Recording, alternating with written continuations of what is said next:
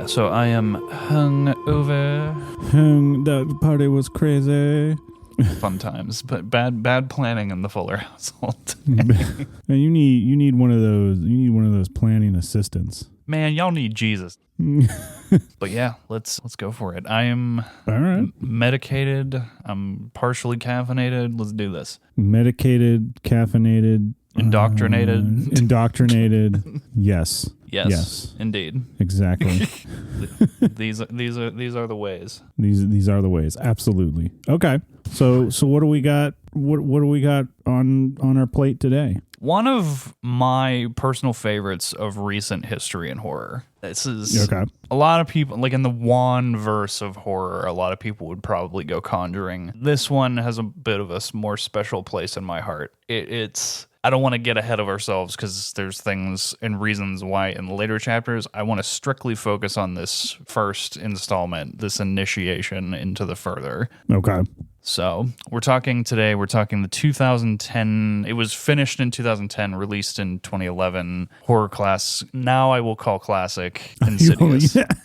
Excuse me. You kind of like stopped yourself there for a second. I realized how ridiculous what I realized what I was saying was absurd, so checked myself before I wrecked myself. How long do you have to go before you can consider something a classic? What is the time frame? I personally don't consider it a time constraint. I consider it a quality restraint. Okay. That's one man's opinion. I know there's different. So, like, would you like if you saw something for the very first time? Are you willing to give something like an instant classic? Do you believe in that, like immediately classic? I think some things, yeah, but I do think that has a knee-jerk quality to it, where it's like you can be very starstruck and be very wrong. That's why I think that there just needs to at least be some kind of a breathing period. You know, give it some time to cross-reference your old favorites and like see how it compares. I think that there's just an inherent, you gotta let it breathe a little bit. Yeah. So, yeah. But I really do love Insidious. It's a very interesting, just the core concepts of like what makes this world work and like how this machine turns. I think it's one of the most interesting takes on the afterlife in a horror movie, personally. Yeah, I agree with that. I mean, I haven't seen all of the Insidious films to date, but yes, and there's a number of them. Yeah, I do like, like I've always said, I'm a sucker for lore. I do like the rules that this kind of sets forth, which is interesting. What are the rules?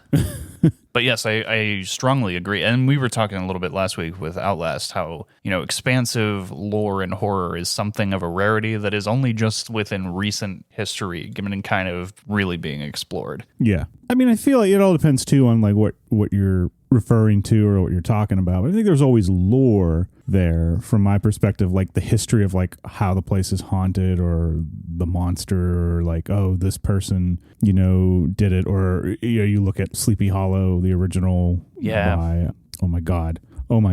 You got it. No. I know it's in there. No, it's not. I'm blanking. Hang on. I gotta look. We cannot continue until I get the information I need at the moment.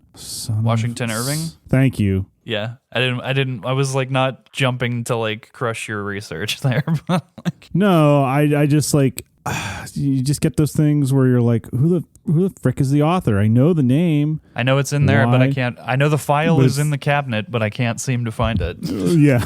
I put it right here. I'm telling you, I took it right here. It happened. It's like the dad thing. It's like, who moved my file?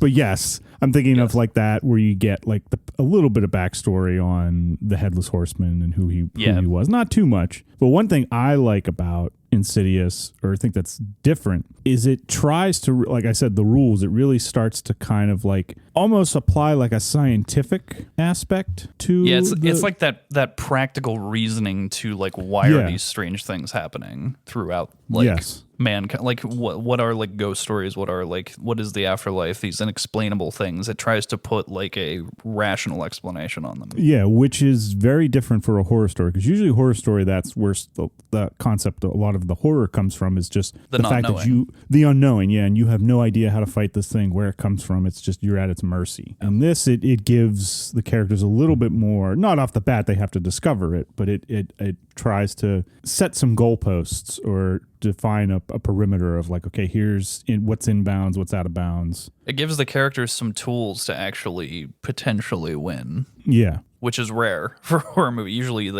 like a goal in writing a horror movie is to strip your characters of weapons and tools against the antagonists. So it's an interestingly different take in a lot of ways. Yes. So let's dig in. Let's dive into it. So one of the biggest concepts of the entire Insidious franchise, but is introduced in this first installment, is the concept of the further. And what the further is basically like a mediation. Like they describe it a couple of different ways in different installments, but basically it's like in the way it's described in this first installment, it's kind of like a halfway point between the reality we know and understand and whatever the afterlife is. So it's kind of like a ferrying of souls kind of arena. Yeah, like a limbo type aspect. At least that's how I took it. It's described as being like outside of the realm of what we understand time to be. So there's a lot of strange aspects to it. Like you can travel from one place to another within the further and affect the real world. And there's all kinds of chaotic rules that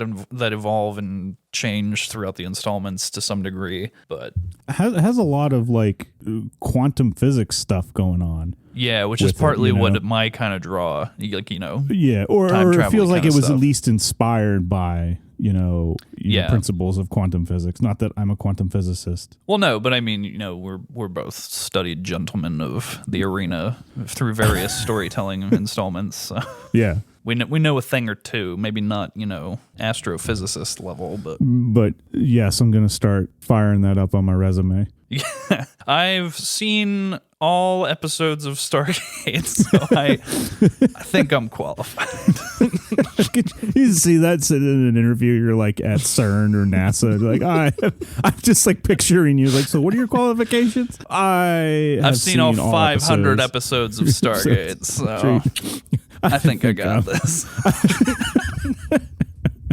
Oh, goddamn. Okay, continue. So, yeah, the further is a fascinating arena, a fascinating concept. Elise, the character of Elise that comes in at kind of the midpoint, I would say, of the film is the certified expert. There's a lot of cool things with this. It was you get the sense, it's never been explicitly stated, but you get the sense that this was kind of written as something, or at least drew inspiration from the original Poltergeist movie as like a baseboard, because like there's some heavy nods to it, and there's a lot of like plot structure things that fall in parallel to the Poltergeist. So it's definitely inspired by it, I would say. So like that whole otherworld kind of situation in Poltergeist, you don't see the otherworld ever. Yeah, it's you never kind really of a lot see of it. No. Implied, but there's a lot of cool parallels, and there's a lot of cool nods, like the Specs after he's laying in the kitchen with the steaks on his eyes. There's like the way they position that and stuff. It's kind of a nod to it, to the scene in Poltergeist with the steaks, and and the steak like decaying. Yeah, the kitchen itself is kind of visually similar, so it's like there's that as well. But it's the setting of just being in like a normal suburban area. Yeah, that was a big thing that we talked about last year with Poltergeist. That Poltergeist did. Yeah, instead of it took it out of the creepy old Victorian type house. Something that like becomes cliche, or you just automatically think of when you think of like a haunted house. Yeah, and plucked it out of that. And speaking of haunted houses, this is actually featured this year at Halloween Horror Nights, and it is. Oh my god! I also haven't mentioned on the air that I actually have already been, and it was fantastic. Yes. I was a little wary if I was going to get to go this year, but it was great. but you did. I did. Well, quick hop in, hop out. We did all the houses and got back, but it was fantastic. I would say, within one man's opinion again, that it's the best house that they've ever done. Insidious. Yes. Oh, okay. And I was shocked by that. I was not going in expecting that. That's interesting. All right, that's high praise. Yeah, it was just like a lot of new experimental techniques that fit directly with the story. They nailed each of the locations. It was just top tier. Excellent. But I'm currently wearing my merch, my Insidious merch. You always get merch. Dude, I have a problem. You don't know that by now? But yeah, it's a little sidetrack. I felt that I needed to acknowledge HHN is a core theme through our horror episodes. I thought it was worth mentioning. Yes. But yeah, the further is a fascinating concept. It is like the core influx of how a lot of the plot is allowed to happen throughout the Insidious franchise, but especially in this first installment. Mm-hmm. As far as the story of this initial movie goes, it's that Dalton, their eldest son, the Lambert family, who is the core unit of the character structure in Insidious. Their oldest child, Dalton, who's about 10, I believe, whenever this occurs. Yeah. He just falls asleep one night and just doesn't wake up the following morning. Yeah. It's inexplicable. The best explanation that the doctors can come up with is that he's in a coma, but they're not even 100% sure about that. Mm-hmm. They can't really explain it because none of his symptoms, quote unquote, or like the way he's reacting line up with their diagnosis. So they kind of just send him home with, sorry, we can't help you. Mm-hmm. And they set him up with a feeding tube and a hospital bed. And then all these weird things start happening around the house, blood red handprints and things, all kinds of chaos, like seemingly multiple spirits entering the household. And I can remember too when this was like first, advertised, like the trailers and stuff, or like the posters. I can always remember it being, it's one of the taglines was like, it's not the house that's haunted. Yeah, which is the scariest part of it is because you can't even just get up and leave. It's it's kind of like Poltergeist, but it's going to follow you. Yeah, exactly. So yeah, it starts to unfold. We learn through the course of the story unfolding. Obviously, this is getting into heavy spoilers. I don't want to ruin this for anybody, so this is everyone's chance to walk out the door, go check out the movie, and come back once you've had the opportunity to check it out for yourselves. So you've been warned, spoilers in play. We find out that Dalton is actually a gifted astral projector. So I'm sure everybody's heard the term astral projection before, where your soul or your spirit leaves your body. I mean, if you've watched Marvel, they do it in Doctor Strange a lot. They dabble in it quite a bit, yeah. And so Dalton has been feeling like he's been experiencing dreams when in reality he's been leaving his physical body and just drifting off in his sleep-wake cycle. Yeah. And during one of these astral projection sessions of his, he just gets lost and can't find his way back to his body. And this goes on for about 3 whole months before we see any kind of significant happenstance with the spirits entering the home. Mm-hmm. The Lambert family decides to move. Then after a short period, the occurrences start up just as quickly again. They are seeing all kinds of spirits, all kinds of strange happenstance. So it's clearly something else is going on. They're trying to dig further and find out what is happening. What a not that it invented the concept of like the astral projection, but what a concept to use. Yeah, they definitely utilize it better than anything else I've ever seen. Like obviously it's a concept that's not new, but no, and that's one thing too when you're writing stories. We've talked about it many times. It's hard to create something absolutely new, but how do you take something that is familiar but fresh? How do you give it your spin? Yeah, and it's a tricky balance, but the Wan crew, obviously they were very new to the scene at this time. Mm-hmm. Lee Wanell is kind of his direct collaborator, who he tends to take a lot of roles in Wan's movies, but he's his co-writer with a lot of the stuff that he does. So they're kind of a traveling unit. They do a lot together, but they're a lot of people would remember him as in Saw. He's Carrie Elway's partner in the room in Saw. Yeah, so that was the first big Wan-verse note on the radar was Saw. Mm-hmm. There were movies, as horror movies they had done prior to that, but that was the first big success of theirs. I can remember trying to get into Saw 3 back in high school. I was the only one that was 17 at the time in my group. Yeah. It was just like, it was like, no, give me your ID. I got to see your ID. That gentleman sounds pleasant.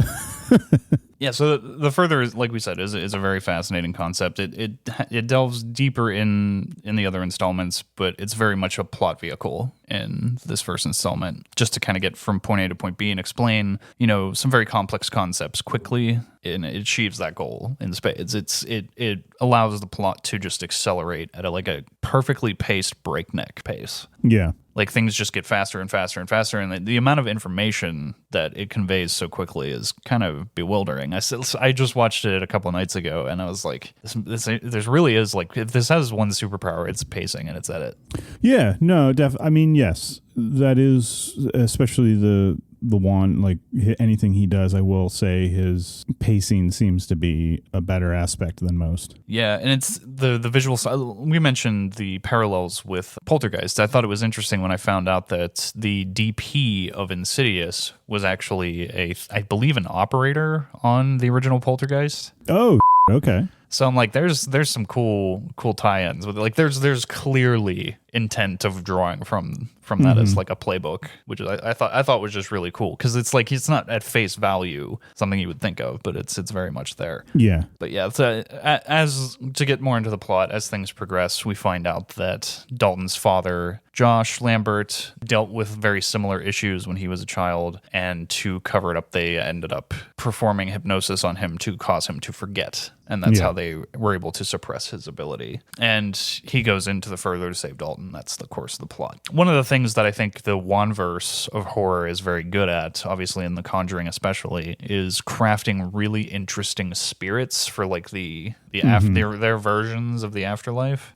Well, they do a lot. They do a good job with the production design and like create. There is like a fantasy element to his horror movies, if I can say that, to a point where it's like it is extreme world building. Yeah. So much so that you look at how The Conjuring has evolved. They've spawned how many different spinoffs? The Nun, Annabelle, all these. Like they're literally franchising out that whole thing. So no, it definitely goes. What's the word I'm looking for? This one definitely, or the Insidious, The Conjuring movies, The Nun, those definitely do not have that sort of, like if you compare it to something like The Witch. Yeah. You can see, I would say that's like, you can definitely see the difference in the two. Like this one, Insidious and Conjuring are more kind of in your face scares. Yeah. Like jump scares. Yeah. Like for sure. A lot of over the top scenes. But that's the style. That's what they're going for. Many would argue it as popcorn horror, which is like, you could say, yeah. Like you could say that, but I do believe there's some solid artistic elements to this. So like it's not quite so definable as that, but you can definitely fit it into that category. Mm-hmm. So it's interesting because it's, for something as profitable as this to also have an artistic edge, like that's the superpower in my opinion. Yeah. It's like if you can have something that's like creatively engaging and also a huge financial success, like this made like I think 110 million, and it was very low. Like it was a very nominal budget. Like it was not a huge. very bad. Well, you see that a lot with horror movies, no? Like because they tend to be a little bit cheaper to produce. That's why they still have life, is because producers are looking at the numbers and they're like, "Whoa, this thing was made for like next to nothing and it made this much, so the ratio there is crazy." Yeah, like I can remember when we were in school, like Paranormal Activity, I think was just coming out or had just come out, and they made those things for like pennies. I think it was like the third or fourth one they shot entirely on GoPros. Yeah, and then they made they just laughed their way all to the bank. Absolutely, yeah. Like the people who criticize those, like go ahead, like they're making bank. So. I know, yeah. It's like, well, look at and things like Blair Witch too, like the one of the original found footage. Yeah, you can do that same style and like have something that's extremely artistic too. Yeah. So it's like it's all in how you use it and how you play with things. I mean, there's always a way to do anything you want to do. Yeah, but it is amazing how horror gets that rap in terms of not being as artistically savvy or as critically acclaimed. We talked about this last year with The Exorcist. That's one of the few horror movies ever to sort of break that wall. But and did so like that one shocked the industry. Like they weren't ready for it, especially at the Oscars. I think it was one of the first times like a horror movie like stormed the Oscars. So interesting, very very interesting. But the Lambert family I think are a very interestingly balanced set of characters. Obviously, secrets being in play with keeping things from Josh, his mother being the gatekeeper for a lot of those secrets. I like the acting in this too. Like, oh my god, it has like Rose Byrne, Patrick Wilson performances. Yeah, I don't know. I know it gets hard. It's one of those things where like I've noticed this. I'm going to go a little bit off on a tangent here, but you don't quite kind of really appreciate or see good acting until you see like bad acting or something, or you work with bad acting, or just how tough it is to make a film in any way, any aspect, and like, yes, you could argue maybe you don't like the Insidious movies, maybe they're not the greatest, whatever. It's still hard to not, when I see like, movies like this, it's still hard for me not to be like tip a hat a little bit, because you and I have been on the behind the lens, and we know how difficult it can be to just make it seem normal, to have it that normal, like, look. Well, especially when you're working with kids, it's extremely tough to cast young children and then have them prove themselves. It's not always an easy, especially for a film like this that features them so heavily. Yeah, exactly. So it's tricky. And I feel like that would always be rough too, shooting like a horror film with and trying to keep it a safe environment for them. That's not easy. Mm-hmm. Especially like, I know I've talked to you about this before. Dalton Lambert, who's played by Ty Simpkins. Yeah, I actually do want to do this in a dedicated episode at some point, because I do think it's both hilarious and fascinating at the same time. But have I discussed with you the Ty Simpkins paradox? I don't think so. So we are doing this in a dedicated episode, but there's. All right. Just to give like a glassed over kind of view, like this has driven some people I know very, very well quite crazy and quite maddened, because what is this now? What are you bringing to the table here? So Jurassic World, which Ty Simpkins starred in as one of the children, had a very delayed start. I think it was like a few years before, like because of post-production and a few other things in marketing, that it was either that or Iron Man. One of the two of them got delayed crazy, and was the time scale of like Iron Man came out, and then I think it was Iron Man came out, and then 2 years later Jurassic World came out, and then like you didn't see Ty Simpkins for a couple years, and then you saw him in Endgame, and then like he was like crazy aged up to it, like a degree that didn't make sense. Yeah. So like I'll obviously get better specifics for it once, but like there's that age gap from when you saw him last to when you next see him. The math doesn't check out, and like and then all of a sudden he's like a grown actor playing these like hardcore roles, like in The Whale, in Insidious Red Door, where he's like a full grown adult. It's like just a couple years ago he was in that. Like wait, what? He was like a small child. What happened? Oh God. So like I've just found that whole thing very interesting. Not to go on a whole full blown tangent, but it's fascinating because I've watched people like really lose their minds over that. The internet, yes. Talk about astral projection, but yes. Exactly. And getting into some of the actors, we mentioned Rose Byrne and Patrick Wilson, who does a great job as Josh Lambert. He actually came back for The Red Door just this last year, not only to star in, but also to direct. He did a great job with it, in my opinion. I actually saw Patrick Wilson once when I was in New York. He was on Broadway. He was doing Barefoot in the Park. That's cool. And he was really good. Like his range, like he's a really good theater actor. I love. He's a really good film actor. I believe he can sing. At least I'm going off of when he was in Phantom of the Opera all those years ago. That's right. He was. He had that long flowing mane. Yeah, I'm assuming that's his singing voice that they are pumping in, but. I'm pretty sure that what's her name who played Christine did Emmy Rossum. Emmy Rossum. Yeah, yes. Yeah. So I would imagine that was him singing, but yes, just a nod to his range as an actor. Not to mention Watchmen. Oh yeah, of course, yes. Yeah, so and then you have Lin Shaye, who kind of carries the franchise in several installments going forward. She's fantastic. Specs, played by Lee Wanell, who is co-writer. Angus Sampson, who was in the Mad Max Fury Road and Furiosa. And then I find super interesting that the lipstick-faced demon was played by Joseph Bishara, who did the score not only for all Insidious movies, but all Conjuring movies. All right. The dude is kind of like the king of creepy vibes. How that is? We talk about the lipstick-faced demon. How much time and makeup do you think that would take? Oh, years. They're still doing it right now. They're still doing it right now. They're in prep for next year's Insidious that's coming out over the summer.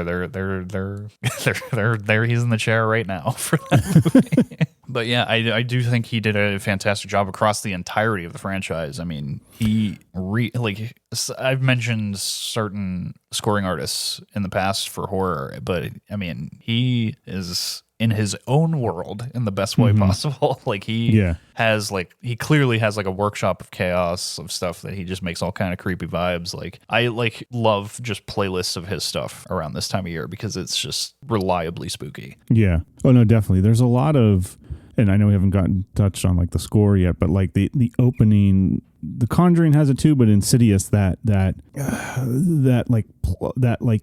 plucking of like like a violin string or something, that weird, like when it's off key, when the Insidious graphic title card comes up and it's just like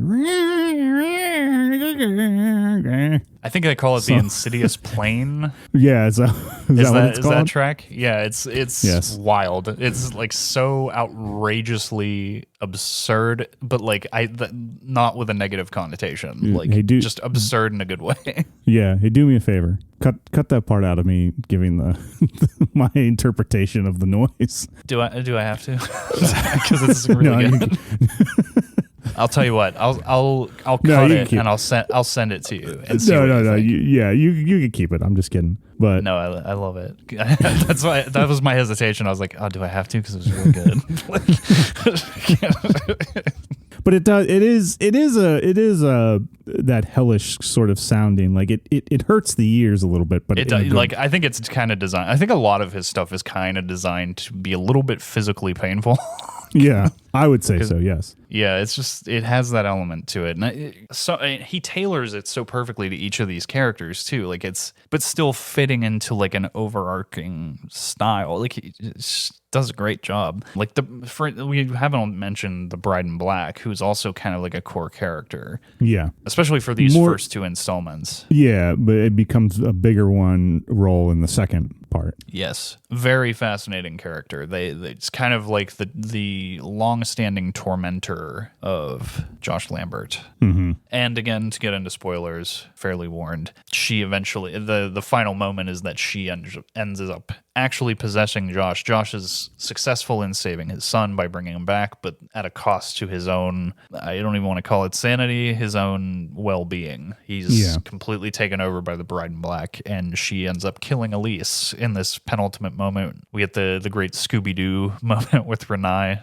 running around the house looking for Josh, and then she can't find him and is just shocked and bewildered by Elise's dead body inexplicably there. And then Josh just appears behind her very creepily immediately after she realizes she sees the photo, which they do kind of take liberty with in adjusting for the sequel. Yes, I was gonna say because I originally, for some weird reason, I never saw the first one. I originally only saw the second one first because I was working at the movie theater and we played it a lot, so I would periodically come in and out, and I was like, oh, okay, what's going on? And then when I would then I went back to watch the first one. I was like, wait a minute, this don't add up. Wait, what's going on here? I had to, but yes, that happens a lot. You notice, like sometimes when you get a movie, but it's understandable. Excuse me. I think when things aren't written as like a trilogy or as a sequel, going out, because you never know. Like you always have the intention or the hope that we can make a couple of these or make this bigger. Yeah. But you never really want to go in with the expectation of that because you never know what's most likely it's not going to happen. Yeah. So that's why some things, like I'm a stickler for continuity, and I'm like, oh damn, why is that off a little bit? But it's understandable though. Yeah, and I do love throughout the course of the film, as Dalton is unconscious, we do learn later on that he is becoming a conduit and all these different non-malevolent souls are just drawn to him like a beacon of light. Like they just crave life, so they're like kind of like moths surrounding a light bulb. They're just kind of, they crave what they no longer have. I'm thinking of what Poltergeist when she comes. I can't do her voice, but this house is clear. When she comes in and says they want her life force, and my impersonation of her is really an impersonation of Jim Carrey impersonating her. But yeah, very, very interesting. We talked Joseph Bishara, but the entire post-production process for this was very interesting. They used a lot of very creative, like we were talking color a few weeks back with Lauren, a lot of great uses of color, like especially for the introductory sequence and blending it in. Like those were cutting edge effects. They do. I will say this is they do a good job of the use of color in at least in the first two, and that's something that I think it can get overlooked, especially in a horror. You tend to think okay, just make it dark and scary and creepy. And it's easy to note that in something like The Ring that really pioneered a lot of techniques and patterns in an analog format.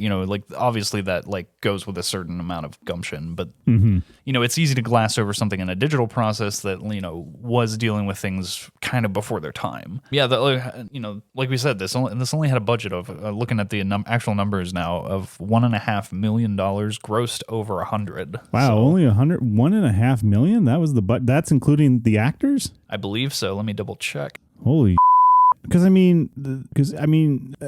not saying those are some. Patrick Wilson and Rose Byrne are even at the time when this came out, they weren't no names. At least I didn't especially for the Wan team after they've had a few years on Saw. They've built out the entire franchise of Saw at this point. They've proven they know what they can do. They could have gotten a crazy budget for this if they'd held out, but I think they just wanted to make it fast, and they proved they can do it on a skim budget, which is this kind of has more power than having more money in a lot of ways. I'm shocked that it was such a low price in the world of filmmaking. Honestly, yeah, for 2010 even, that's nothing.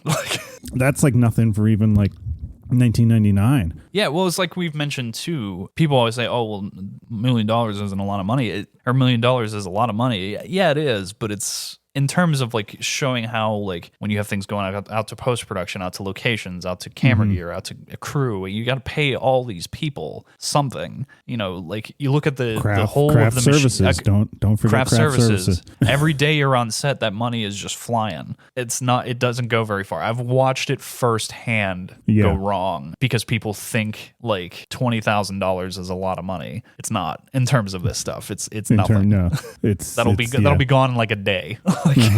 So wow, kudos to them then. That makes this even more of an impressive feat to exactly. It's there's a lot to this one that it seems quite simple. There's a lot of things that don't seem super impressive, but when you consider the whole scope of it and all that was achieved on next to nothing, it is very impressive. No, to pull off, like I said, there's that. Obviously you have good actors in it, but just to give it that normalcy of when you watch a film in a movie theater, for me, I can't describe it. It's very indescribable, but there's that veneer to it that I'm okay, this is a well-crafted, made piece of art here. Whether or not you like it, there's still some aspects the sound is crisp, the lighting works, all that. And then what you see up there when you try to go and make your own, you're like, damn, this is nothing compared to what I see in the theater, just the style, the way, the lighting, all of that. It's easy to throw insults and stuff and say, oh, I could do better. It's you can, but you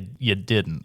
You did, yeah. So that's where I come at a lot of this. It's you gotta look at it like you're being taken to school. It's not and it's not gospel. It's this is one way to do it, and it's interesting to kind of follow that thread. And that's the whole concept of going to the movies for me. It's this could have been done a million different ways, but this is the way it was done. And how well does this avenue work? Yeah, So it is interesting, and especially like we said, it's next to nothing. It's I respect that level of discipline on something. Maybe it's especially you don't know that it's going to work all the time. Well, no, you don't. And one thing I do like about the Insidious films, at least the ones I've seen, I have not seen all of them. You have seen all of them, I believe. Yes, and I do like them. There's not getting into a whole thing, but there's a gap in the prequels where things get a little odd. I don't hate the middle ground prequels of 3 and 4, but there is a deviation there where it's you can see how people would get deterred or walk off from it. Gotcha. That tends to happen. Yeah. I was just going to say, I like that the atmosphere that they build, that seems to be what they rely more on in this movie rather than shock value or gore or violence too much. it reminds me a lot like when we were in film school learning about the German expressionism movies, the old silent films, like The Cabinet of Dr. Caligari, the how that lighting and stuff like that worked. This, I think, definitely draws from that aspect of filmmaking. Yeah. Like, we've mentioned before, it builds a tone. It builds a whole world. It does so effectively, and it does so by duplicating locations too. Like the fact that the multiple Lambert houses, obviously through Josh's childhood home, their initial house, the house they moved to, they managed to duplicate those locations within the further and make them, act as duplicates. And, anytime you can do that effectively and have it from a production standpoint, that's where you're getting the value of that $1.5 million. It's like you only have to acquire so many locations, and then you can make their value increased by shooting at them multiple times and making them different places within the further. It's like anytime you can double something over, it's a production win. No, absolutely. And, it can work for the story, too, because then it deepens the impact of what the further is. And another thing that I wanted to mention, too, I've found this very interesting because I've been doing a lot of masterclass lately, watching a lot of it. And I've been catching up with the Duffer Brothers and their whole process of writing Stranger Things. And I thought it was very interesting how much they've drawn inspiration from the entire Insidious franchise. And once you start looking at like what Stranger Things has done through that lens, it makes a lot of sense where they drew inspiration from. There's obvious visual parallels with the further and the upside down. Like I think when you take something and spin it like that, it's real fascinating. No, yeah, and I said it. I always say it. I said it again here. I'll say it again more, probably 10 million or other times. Very hard to make something original. Yeah. It's how do you take the inspiration that it gives you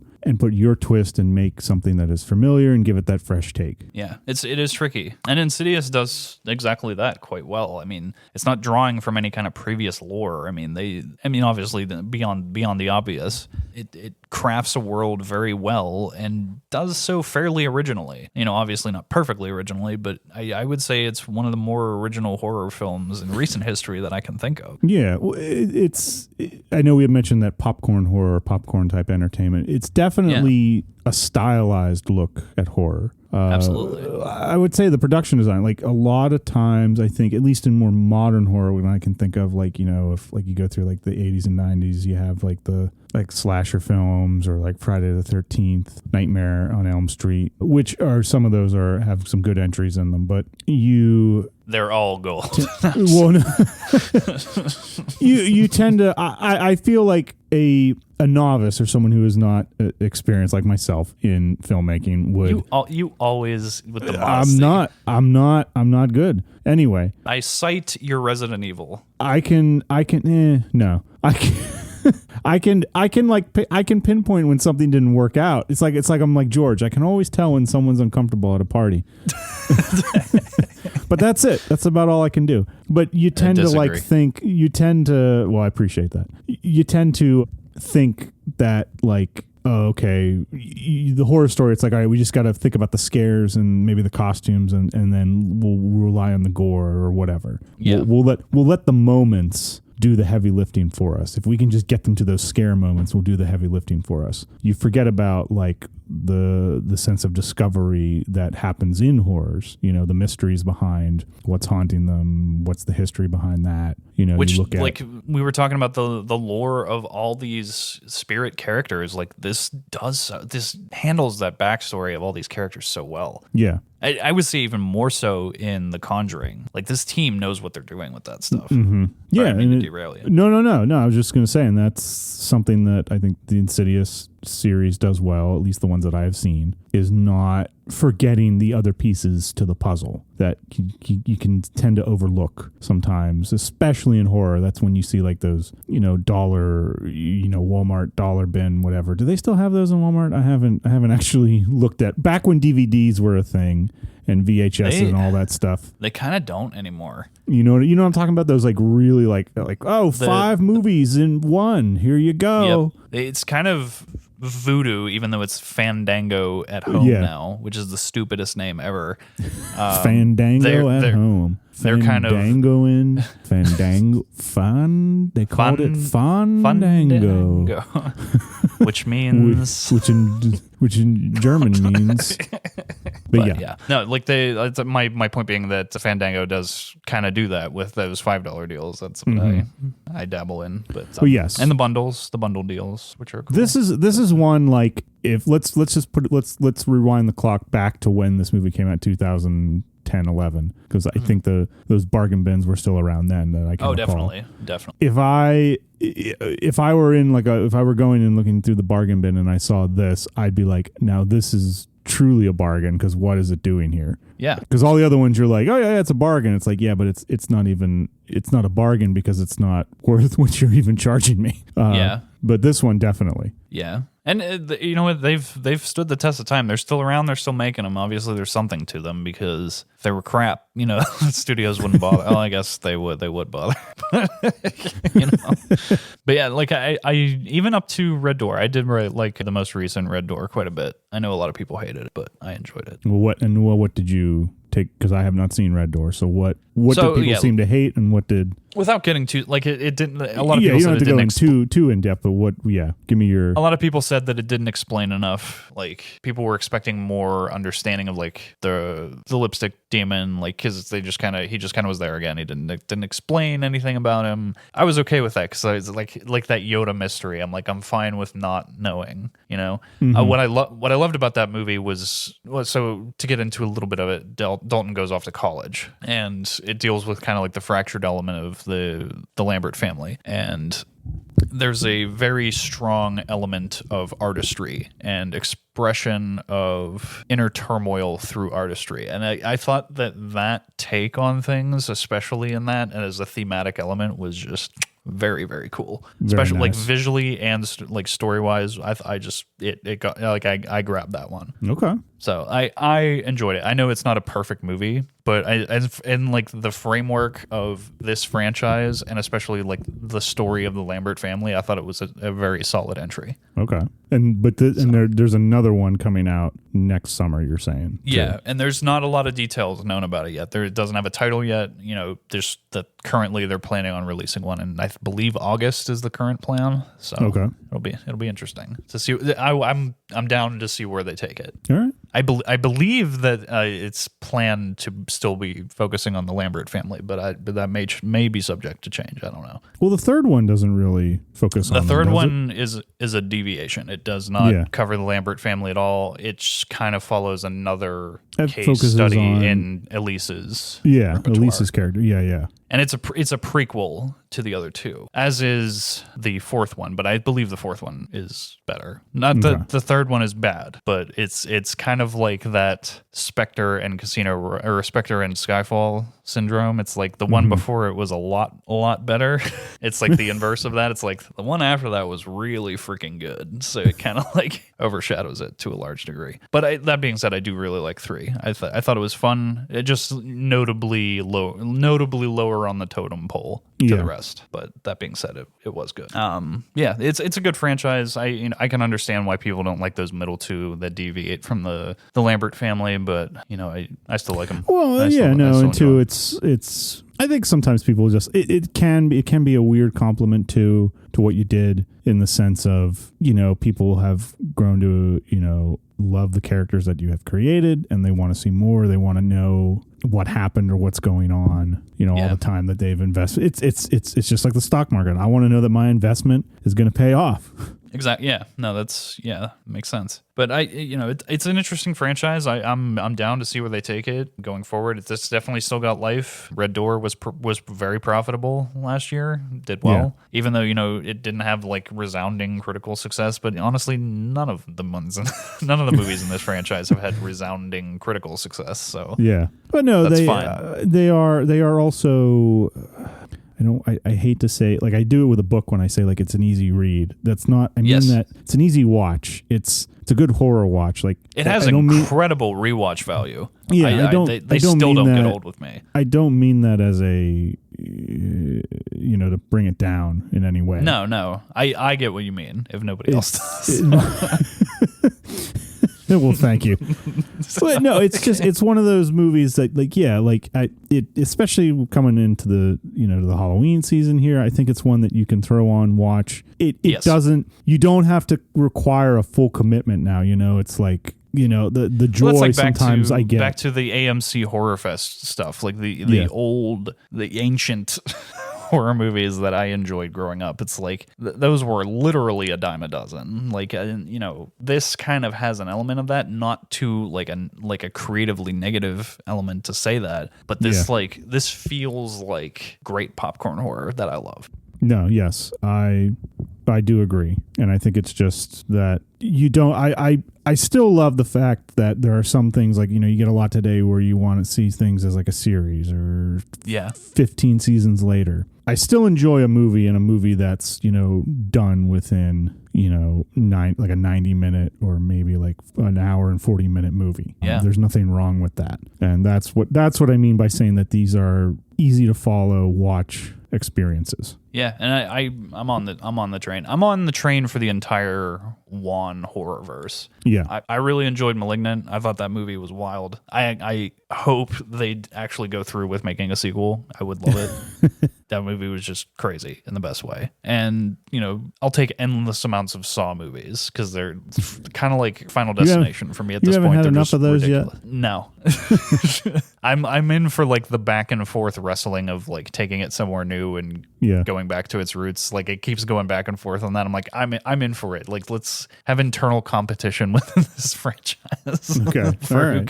For story supremacy. I'm in for it. Yeah. But yeah, like I think that team is really cool. They do some interesting stuff, and I'm always down to see what they're up to.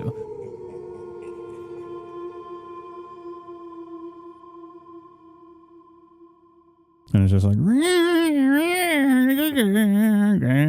hey, just absurd in a good way. Yeah, hey, do me a favor. Cut that part out of me giving my interpretation of the noise. Do I have to? Because it's really good.